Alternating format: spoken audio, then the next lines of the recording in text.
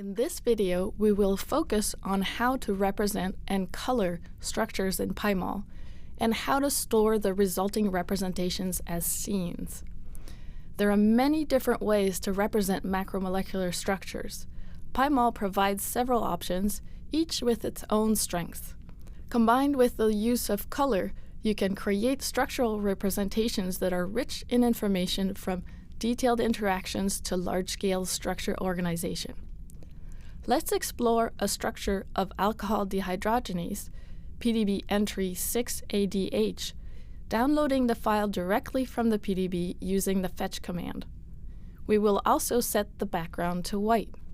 As you can see here, when you load a structure, the default representation is lines, which are, again, by default, green for the first uploaded object. Before we go further, let's color by chain to highlight the dimeric quaternary structure, and color the nicotinamide adenine dinucleotide, or NAD, ligands so that we can pinpoint them more easily. I picked a magenta color for the carbon atoms. Now that we have selected a useful color scheme, we will store this representation as a scene using the Scene menu and appending a new scene. Scenes store a current representation, coloring, and view or orientation of the displayed molecules. This is very useful for making a related set of figures from a molecule for a presentation, or for saving various steps as you explore a structure. You can show stored scenes using the buttons option under the Scene menu. Now, if we change the orientation and the colors, we can readily return to the saved representation by clicking on its button. Turning to the topic of molecular representations, lines are the default because they are computationally fast to draw. Any machine can draw line representations with adequate speed, even for a large number of atoms. Although lines are not particularly suitable in conveying information at higher levels of the structure, they are useful for showing atomic, bonding, and interaction details for a few atoms. All the molecular representations are accessible from the Show or S menu associated with the object you would like to display. In this case, our alcohol dehydrogenase model from 6ADH. To change to a new representation for the whole object or selection, you can use the Show As option in the Show menu. Here we will change to sticks, which are essentially fancy lines. Sticks are 3D objects, so they are more computationally expensive than lines, but support lighting, shadow, and transparency effects, and generally look much nicer than lines. Sticks are excellent for visualizing detailed interactions. Let's talk a bit more about colors. There are general coloring conventions when displaying chemical structures, in which atom types are identified by a fixed set of colors, as seen here. The exception is carbon, typically the most common element in biological structures. We often vary its color to distinguish structural elements, as we have done here to distinguish the protein subunits and the chemical ligands. You can access and enforce these color conventions under the Color by Element menu.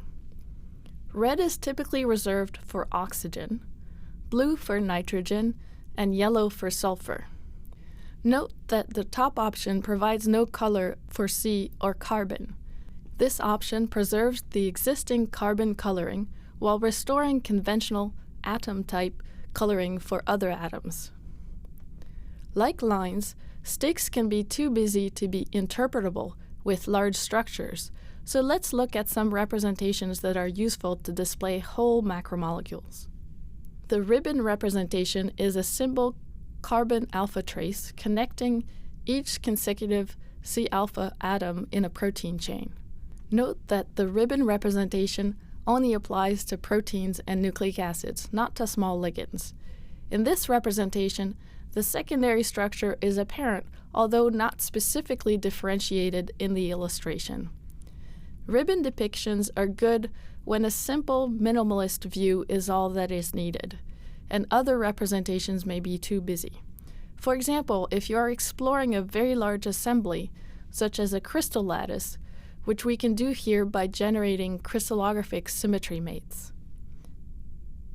Let's turn the symmetry mates off and return to the alcohol dehydrogenase dimer. The ribbon representation is also useful when a structure has only been determined at low resolution. In that case, a C-alpha trace or ribbon appropriately depicts the limited details of the available experimental data. Next, we come to the cartoon representation, which is the most common depiction and probably the first thing that comes to mind when you think of visualizing protein structures. Because this is another useful representation, we will store another scene, this time using the command line, typing scene, cartoon, comma, store. You'll notice a new button labeled cartoon. You can update, delete, or rename scenes by right-clicking on the scene button. Let's rename the first scenes as lines. Like the ribbon, the cartoon representation traces the backbone of the protein structure, but as a smooth curve. This representation also adds a cartoon element that illustrates secondary structure as coiled ribbons for alpha helices and arrows for beta sheets. The arrows point from N to C terminus, indicating the directionality of the polypeptide chain. You can further highlight the secondary structure with coloring. This now ubiquitous representation was originally developed and hand-drawn by Jane Richardson of Duke University in 1980 and implemented in computer graphics a few years later. It provides a relatively simple depiction that still conveys the overall shape of the molecule and how the secondary structure elements assemble into the tertiary and quaternary structure. Let's return to our last saved scene before continuing. Next, we come to the spheres representation, in which each atom is represented as a sphere corresponding to its van der Waals radius. It is a nice way to show the shape of the molecule or packing interactions. Spheres can be computationally demanding to draw, so you might notice PyMol slowing down on older machines or on a computer without a dedicated graphics card. Spheres are also good for showing small ligands and cofactors in mixed representations. Here we mix a cartoon representation of alcohol dehydrogenase with a spheres representation of NAD, illustrating how the ligand binds in a deep groove within the protein. Let's save this as another scene. The final representation we'll explore is the surface, which we can add to our current display. The surface representation in PyMol approximates the solvent-accessible surface of a molecular structure. That is, it is the molecule's surface accessible to a rolling sphere with a 1.4 angstrom radius, approximating a water molecule. Because this representation includes all atoms and not just the backbone, it shows the protein's actual shape in better detail than a ribbon or cartoon representation. It is also useful for showing the arrangement of large molecules and how they interact or pack together. Keep in mind that the representations can be mixed, as we have done here with the NAD ligand. In addition, several representations, including cartoon and surface, can be made transparent.